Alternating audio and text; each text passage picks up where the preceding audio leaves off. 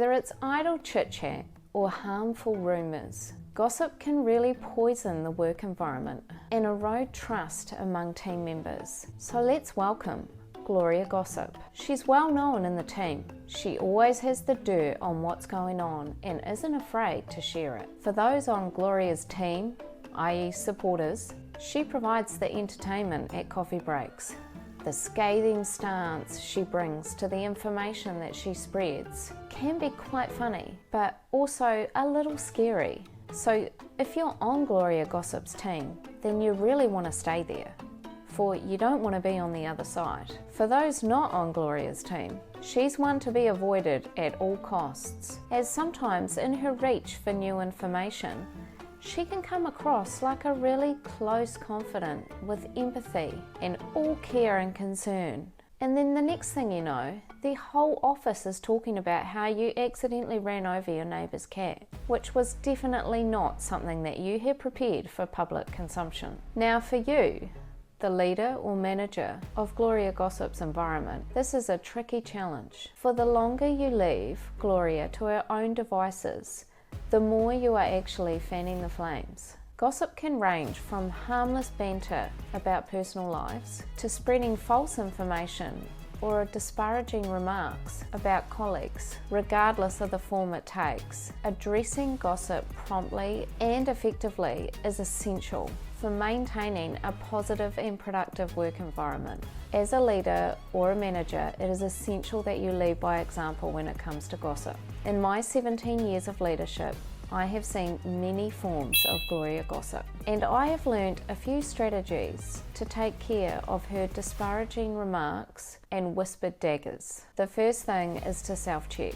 Avoid engaging in or perpetuating any gossip yourself, and demonstrate professionalism and integrity in the way that you behave. This behaviour sets the tone for the rest of the team. I don't know if you've ever worked for a manager that engages in gossip, but I can tell you that it really sets up a culture of distrust. If you heard your manager talking or laughing about another colleague in a way that was quite disrespectful, how would you feel? How would you know that they weren't doing the same about you? I, for one, couldn't work in that environment. It doesn't sit well with me, I wouldn't be comfortable, and it doesn't really align with my values and leadership. Now, how do you think your team would feel if it was you engaging with Gloria Gossip? So firstly, make sure that your actions and behaviour are as one of a leader. Now, if you become aware of gossip in the workplace, address it directly and promptly. So let's imagine that you're printing something out. Yes, printing. I know, it's archaic, but sometimes we still print. So bear with me. You're printing something out and you overhear Gloria Gossip talking emphatically to somebody else who you can't see about how Debbie has been flirting outrageously with Tom, and does Debbie know that Tom's actually going out with Sally and it's a very serious relationship, and isn't Debbie awful? What do? Do you keep printing and think, oh, if I go and interrupt, then they'll just start gossiping about me? Or it's not that bad, they're going to talk about it anyway, whether I interrupt them or not. Well, my advice is you need to interrupt them straight away. If you can hear them talking about this, then chances are other people can also hear them talking about this. And who's to say that what they're even talking about is true? Whether it's true or false, it definitely is not conducive to a collaborative, engaged team environment. So over you go. I would keep it short and not too heavy. Something along the lines of, "Hi Gloria, I can't help but hear what you're talking about, and I prefer that we weren't engaging in these types of conversations here. Let's keep it respectful of our team members, come on." And then move on back to your printing. Then later, I would be having a follow-up conversation with Gloria Gossip. I would wait till later because I wouldn't want it to be a continuation of the whole situation. It just has the risk of fanning the flames even more and making it a bigger event. So if it is that type of nature, just pull Gloria aside later in the day and have a one-on-one. The private conversation with Gloria is to express your concerns about the impact of her behaviour on the team and the work environment. Try to appeal to Gloria's empathy and ask her how she would feel if she was Debbie or Tom, and remind her of the team values.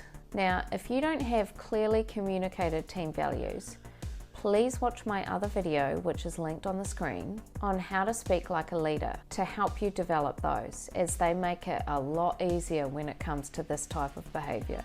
Make sure that in the conversation with Gloria Gossip that you've clearly articulated that this kind of gossiping and talking about others is not going to be tolerated, and the consequences of engaging in this for future conversations if they need to be had further down the line. Step 2, after addressing Gloria, is to then make sure that the whole team understands by encouraging team members to address issues and concerns with individuals directly rather than talking about them to other people. So this is again another subtle reminder for everybody about the behaviour of engaging in gossip. You don't have to do an all-team announcement that gossip isn't going to be tolerated, because the first thing that will happen is, oh, what's the gossip? So what happened? What was the gossip that occurred that created this announcement?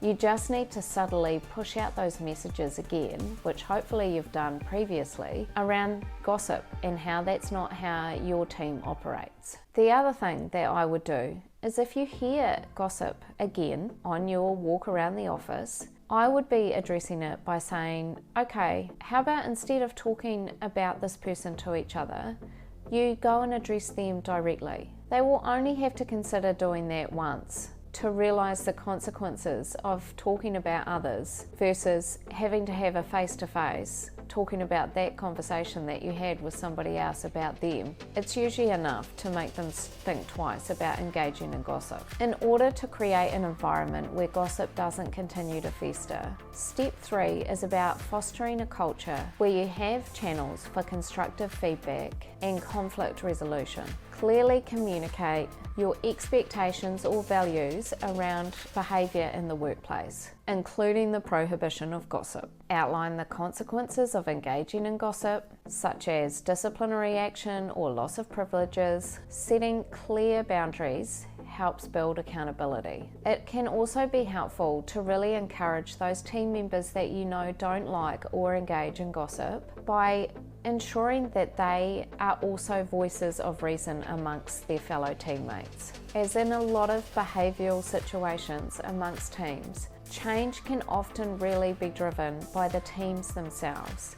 There's nothing more powerful than a colleague turning to you and saying, oh, I don't think what you're saying is really that appropriate, so I don't really want to hear anymore. It comes a lot more heavy than what it does often if it comes from the manager or the leader. Now make sure you practice what you preach when it comes to encountering negative conversations or gossip in the workplace. Help redirect the conversation to a more positive and productive topic. Encourage team members to focus on solutions rather than spreading rumours, and really help build that mutual respect in the workplace. By building strong relationships and fostering a sense of belonging and making it really clear that Gloria Gossip's behaviour isn't going to be continued and that there are actually consequences for engaging in it, you can help mitigate the spread of Gloria Gossip. So good luck with Gloria.